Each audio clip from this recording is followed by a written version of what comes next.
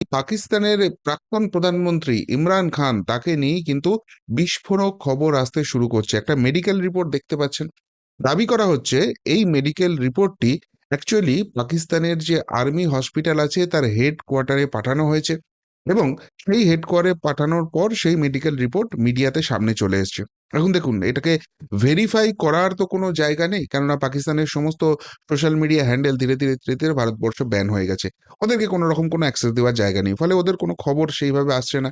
কিন্তু অন্য বিভিন্ন মিডিয়া থ্রু দিয়ে, মানে যেগুলো ইন্টারন্যাশনাল মিডিয়া, তাদের থ্রু দিয়ে আমরা কিছু কিছু খবর পাচ্ছি। ফলে আমাদের কাছে এখন ভেরিফাই করার কোনো মেথড নেই। কোনো মিডিয়া ভারতবর্ষের, মানে আমরা তো ছোটখাটো ইউটিউব ছেড়ে দিন, ভারতবর্ষের কোনো মিডিয়াই এটাকে ভেরিফাই করতে পারবে না, কিন্তু খবর বিভিন্ন আসছে। এবং এখনো অবধি ইমরান খানের পরিবার বা তার দলের তরফ থেকে এই খবর যে ভুয়ো, এরকম কোনো বিবৃতি নাকি সামনে আসেনি। তার ফলে এই খবরটা অত্যন্ত ভাইরাল হয়ে গেছে। এবং এর পাশাপাশি আপনারা জানেন, পাকিস্তানের একটা সংবাদ মাধ্যম আছে যার নাম হচ্ছে ডন, DAWN, মানে ভোর বলা হয় যেটাকে। তো সেই সংবাদ মাধ্যমটা হচ্ছে পাকিস্তানের সেরা সংবাদ মাধ্যম নাকি বলা হয়। তারাও একটা এরকম খবর করেছে, সেই স্ক্রিনশটও ভাইরাল হয়েছে। এবার আবারও বলছি, সেটা ডনের সত্যিকারের সংস্করণ না ভাইরাল সেটা জানা যাচ্ছে না, কিন্তু যে মেডিকেল রিপোর্টটা এসছে সেটা কিন্তু রীতিমতো চমকে দেওয়ার মতো। এখানে দেখতেই পাচ্ছেন, প্রথমে লেখা রয়েছে to General Headquarters GHO Rawalpindi, এবং পাঠানো হয়েছে Pak Emirates Military Hospital PEMH Rawalpindi. তাদের ফোন নাম্বার, সব নাম্বার দেওয়া রয়েছে, এবং ডেট দেওয়া হয়েছে আজকের ডেট 3 মে 2025। এখানে সাবজেক্ট যেটা লেখা রয়েছে, medical evaluation summary and discharge authorisation pending, suspected sexual assault case.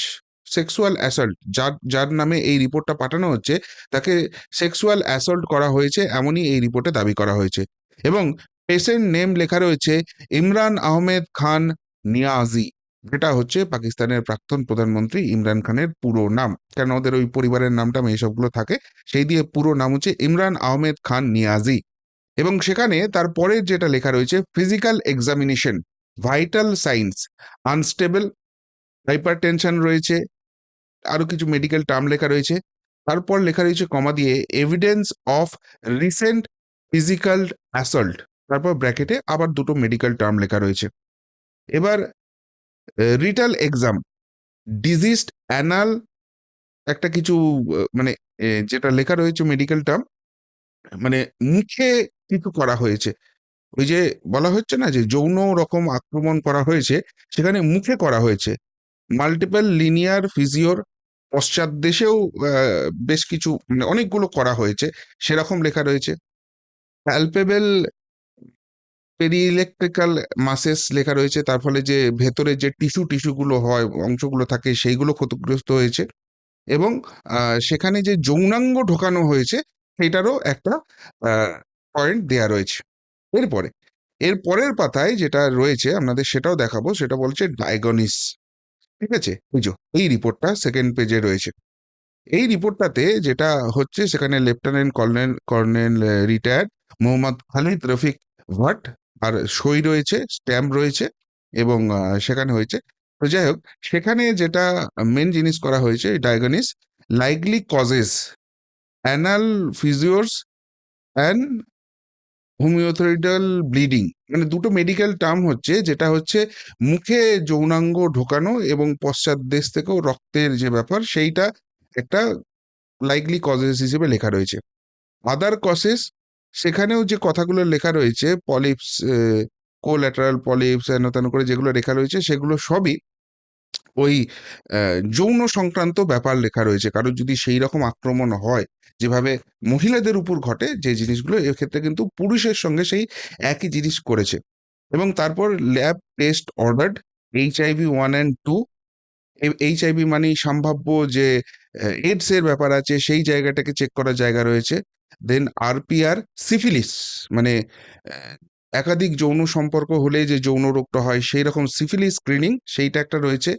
NAAT, সেখানেও কিন্তু ওই একটা কিছু রয়েছে, এবং হেপাটাইটিস B, হেপাটাইটিস C, এই দুটো করতে বলেছে। এবং তারপর লেখা রয়েছে note, discharge papers will be issued only upon receipt of a placement order and written discharge authorisation from the office of the chief army staff general headquarters Rawalpindi. এই পেশেন্টকে তখনই ডিসচার্জ পেপার তৈরি করে দেওয়া হবে যখন ওই চিফ অফ আর্মি স্টাফ, মানে একদম সেনাবাহিনীর যে প্রধান যিনি রয়েছেন, তার কাছ থেকে যখন অনুমতি আসবে তখনই করা হবে। মানে এটা যারই ভর্তি হোক, এখন নাম তো একাধিক, মানে এক নাম অনেক ব্যক্তির হতে পারে, সেই রকমও যদি কোনো ব্যাপার হয়ে থাকে, তাহলে তার ডিসচার্জের ক্ষেত্রে একদম দেশের সর্বোচ্চ সেনা প্রধানের অনুমতির দরকার আছে। এখানে সেই অ্যাপ্লিকেশনটা করা হয়েছে। এবার দেশের সেনাপ্রধান কাউকে ছাড় দেবে, মানে যদি সর্বোচ্চ ক্ষমতা সম্পন্ন ব্যক্তি কাউকে ছাড় দেবে, তার পারমিশন এলে তবে কাউকে ছাড়া হবে, এরকম কার ক্ষেত্রে হয়? ভিভিআইপি হয়। মানে VVIP in the both the case, politically হতে পারে, একটা হচ্ছে যারা যারা দেশের শত্রু বা দেশের মধ্যে খুব বড় ক্রিমিনাল, যাদের ইস্যুতে খুব সেন্সিটিভ ব্যাপার থাকবে, তাদের ক্ষেত্রে এরকম পারমিশন আসে। মানে এই যে ইমরান খানের কথা লেখা হয়েছে, যার সঙ্গে এই ঘটনা ঘটেছে, সে আতিপাতি কোনো ইমরান খান নয়, খুব বড় মাপের কেউ ইমরান খান, যে জন্য দেশের সেনা প্রধান, সর্বোচ্চ প্রধান, তার কাছ থেকে পারমিশন আসার দরকার আছে, তবেই তাকে ডিসচার্জ করা যাবে।